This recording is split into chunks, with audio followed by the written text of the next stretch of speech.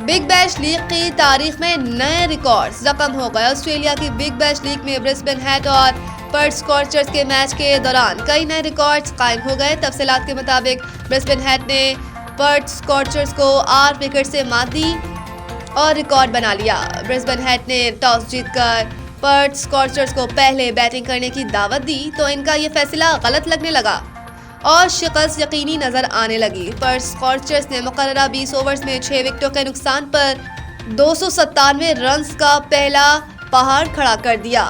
Finn Allen نے 69 اور Cooper کونولی نے 77 رنز کی اننگز کی۔ جواب میں برسبن ہیٹ نے 258 رنز کا ہدف میچ کے آخری اوور کے 5ویں گیند پر صرف 2 وکٹوں کے نقصان پر حاصل کر لیا۔